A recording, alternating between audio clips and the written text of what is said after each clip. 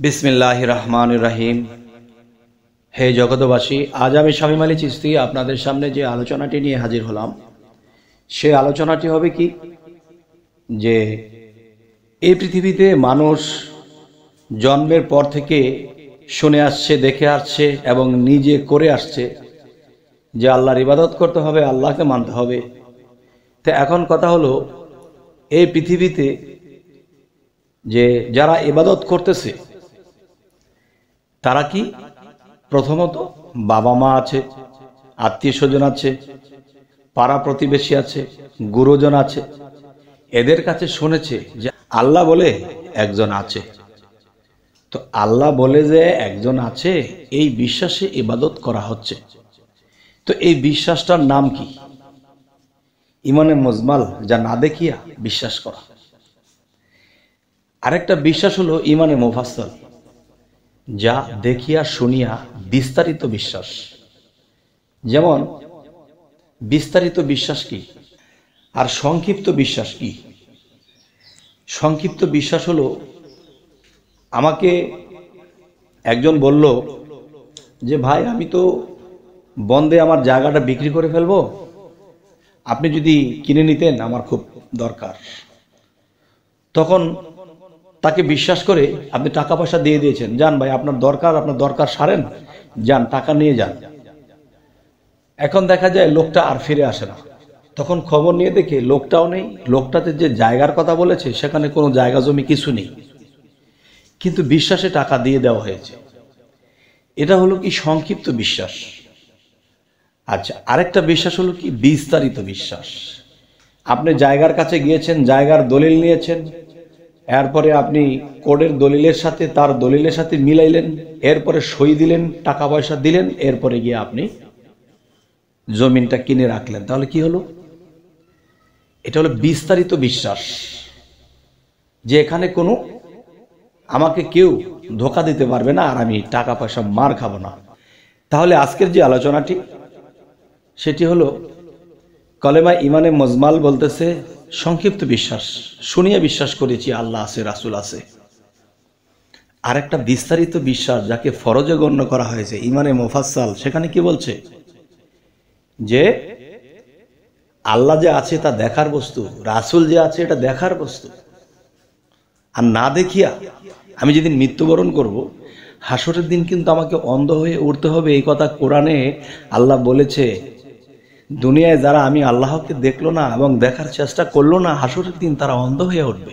নাউজুবিল্লাহ। তাহলে যদি হাসরের দিন অন্ধ হয়ে উঠতে হয়, তাহলে এই ইবাদত আর এই বিশ্বাসের আমার কি দরকার? দুর্ভোগ সেই বিশ্বাসী, দুর্ভোগ সেই ইবাদতকারী, যারা আল্লাহকে দেখতে চাইল না এবং দেখার কর্ম সাধনা করল না। আর সাধনা কথাটি যেহেতু উল্লেখ করা হলো, এই সাধনা কথাটি কিন্তু আল্লাহ সূরা ইনসিরাত, সূরা সাফফাত এবং আরো সূরাতে বলেছেন, যারা আমার পথে সাধনায় আত্মনিয়োগ করে আমি নিজে আল্লাহ তাদেরকে পরিচালনা করে থাকি। আলহামদুলিল্লাহ। তবে হে জগতবাসী, আজকের মূলত আলোচনা বাকি রইল, যাই কিছু বলা হলো এর ফাঁকে দিয়ে আসলটাই রয়ে গেল। সেটা হলো কি, যে আমি যে ইবাদত করি, আর এই ইবাদত যে কবুল হয়েছে, আল্লাহ যে আমাদের এই ইবাদতটা নিল, এর কি প্রমাণ আছে আপনার কাছে? যে আল্লাহর ইবাদত করতেছি, আল্লাহ আমার ইবাদত নিয়েছে, কবুল করেছে, খুশি হয়েছে, এটা কি আমি বুঝতে পেরেছি? আমি কি দেখেছি? আচ্ছা, আমি কোন দেখার কথাটা বলতেছি জানেন? ধরেন বাবা মা আপনাকে শিক্ষিত করেছে, বড় একটা চাকরি পেয়েছেন, আপনি চাকরির শেষে, মাস শেষে 50,000 টাকা বেতন পেয়েছেন।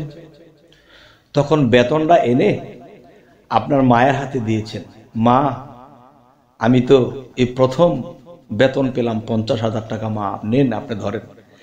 মায়ের কাছে যখন দিয়েছি, মা পেয়ে যে কত খুশি।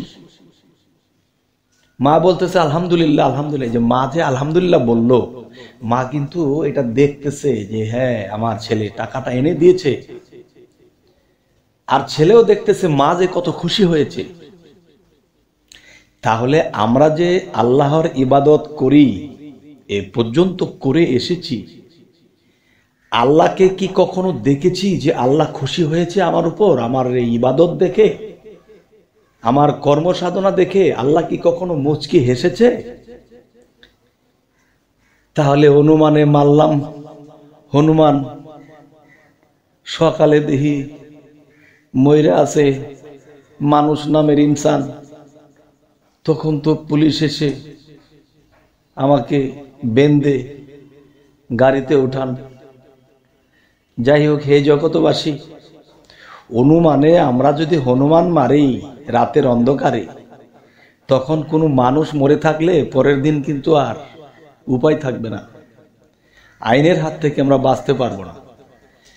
তাই আল্লাহ কোরআনে কোনো কথা বাদ রাখেনি। দুনিয়ায় যারা আমি আল্লাহকে দেখলো না, দেখার চেষ্টা করলো না, হাসরের দিন তারা অন্ধ হয়ে উঠবে। আর এই অন্ধের দল কারা? আমি স্পষ্ট বলছি, যারা বাহ্যিক জগতের ওযু করছে, নামাজ পড়ছে, মুসল্লিগণ সেজদা করতে করতে মাথায় কপালে দাগ ফেলে দিয়েছে, তারাই কোরআনের বিরোধ করতেছে। কিন্তু তারা কিন্তু বলতেছে কোরআন মানতে হবে, রোজা রাখতে হবে, হজ করতে হবে, যাকাত দিতে হবে, আল্লাহর আইন মানতে হবে, তারাই কিন্তু বলতেছে। আবার তারাই কিন্তু সেই কোরআনের অবমাননা করতেছে। আল্লাহ বলতেছে, যারা আমায় দেখলো না, দেখার চেষ্টা করলো না, তারা হাসরের দিন অন্ধ হয়ে উঠবে। তারা দেখার নামই নেয় না, যে আল্লাহ নিরাকার, আল্লাহ দেখাই দেয় না। তাহলে তারা একদিকে অন্ধ, আরেকদিকে তাদের ভিতরে দ্বন্দ্ব। আর আমাকে যতই বলুক মন্দ, আমি ওসব শুনে আর কি করব, ছড়াবো না আর গন্ধ। তবে পৃথিবীতে যতদিন আছি, এই কোরআনের বাণী, আল্লাহর বাণী, এর মধ্যে কোনো ভুল নেই।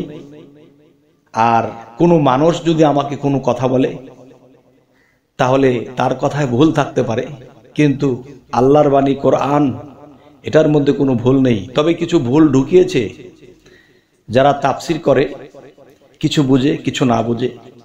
দেখা গেছে একই তাফসির, একজন তাফসির কারক লিখলো যে দুনিয়ায় যারা অন্ধ থাকিবে, হাসরের দিনও তারা অন্ধ থাকিবে।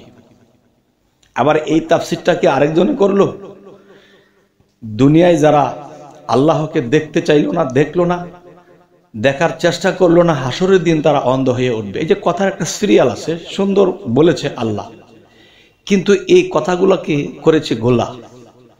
যেমন দুনিয়ায় যারা অন্ধ, আখেরাতে তারা অন্ধ, এই একটা কথা।